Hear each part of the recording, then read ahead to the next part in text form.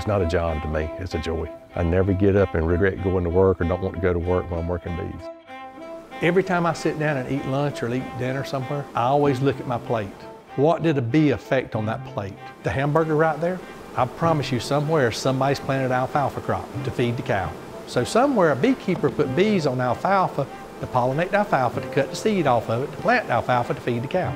So you look at everything on that plate, and what did a bee affect, indirectly or directly?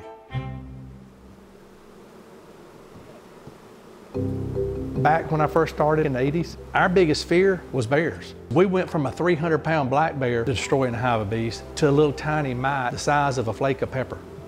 When you pull up to a bee yard and you see bees crawling on the ground, their wings are just nubbed up that they can't fly. They can't forage, they can't go get nectar, and they can't work for the hive right there. If I don't treat these in 6 months, 10 months, all these bees will be dead. We're losing 50 to 60% of bee colonies to varroa mites. The varroa mite is a worldwide problem. It spreads quite readily, as you might imagine. Honeybees go from hive to hive, and it carries quite quickly. The typical solutions are no longer effective as they used to be. Some of the solutions also aren't really the best for the beekeepers. This is our small-scale production facility to make double-stranded RNA for agricultural solutions. We're able to make kilos and metric tons of material, and it's really required that you're able to put it on millions of acres, and we have the capability to do that. RNA is extremely specific.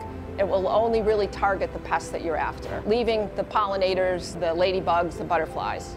In late 2020, we were happy to acquire some technology for the varroa mite product.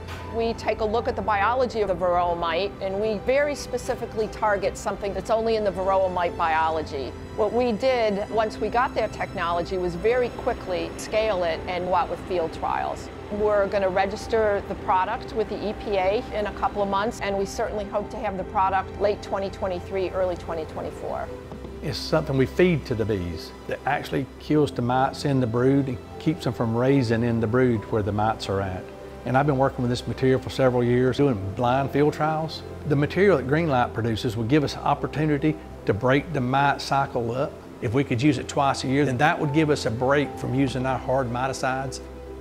Over the years, GreenLight has worked really closely with its investor base, and we've been able to attract investors that have a similar mission and similar interests to ours, ones that are interested in bringing solutions to people that don't typically get them. I'm Edward Lees, and together with my business partner Ulrich Fugman, we co-head BNP Paribas Asset Management's Environmental Strategies Group. We were introduced to GreenLight through one of the venture investors. We tend to talk to people in the venture community, so we're aware of interesting new technologies that are coming around the corner. And we saw in GreenLight something that we hadn't seen before. They're bringing a novel technology, RNA-based, like we've seen with COVID vaccines, that allows them to bring effective and quick solutions to pressing environmental issues. My role is to help build the firm's active environmental investment business that looks to support environmental solution providers. When you look at trying to provide solutions to the agricultural market, there's a couple of things that you really need. You need to be able to make at really large scale, and you need to be able to give the farmer a solution that's competitive to the typical chemical pesticides that he uses.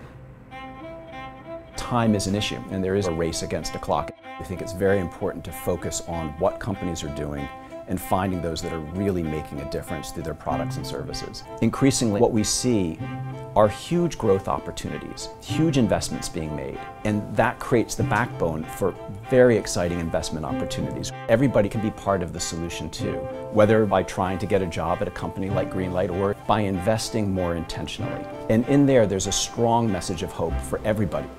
My hopes for the future of beekeeping that we can get something to control the mites with and make a good living with beekeeping. Most people, after they've done something 30 years, they've retired, drawing a pension somewhere, and I'm still working bees and will continue to work bees. It's something I love to do. And that's about it. I think I can't say anything else.